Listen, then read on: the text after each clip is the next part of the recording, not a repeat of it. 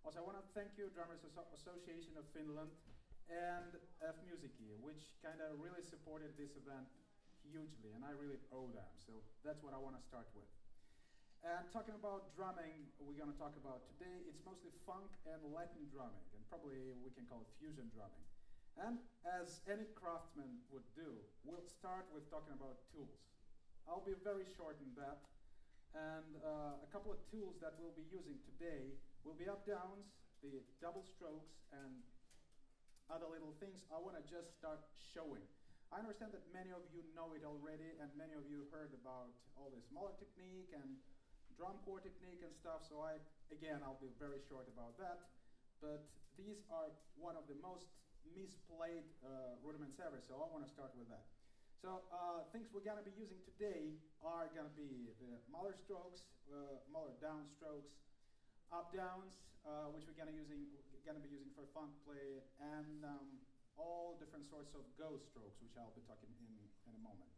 Okay, so talking of the Moeller stroke, everybody heard about Jim Chapin, and I was happy to be his student. So main idea is just not to hurt yourself, to hit the drum in a certain way that is pretty much the wave-like, in a very natural motion, which looks like that. And that's what I'm going to be using a lot here. Talking about traditional grips, going to be the same wave motion used for accents.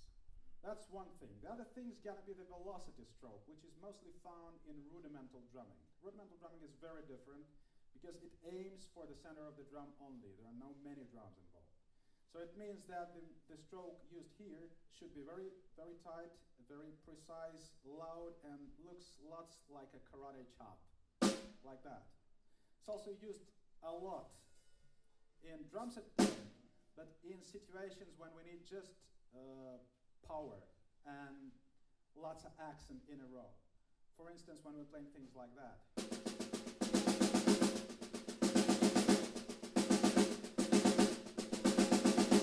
So that's the only probably way we're going to use it on the set, but it's very nice for playing certain rudiments.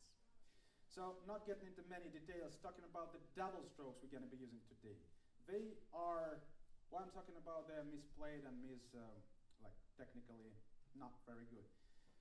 Good double stroke should be built around this velocity stroke. It's most powerful stroke. That enables you to play it really, really loud if you need it, really fast. So that's going to be it in a short form. So we're going to be playing this, or we're going to be playing this. Really accenting, not really accenting the second stroke, but really playing softly the first stroke. Kind of how are we going to be using that? For example, in the segments like this.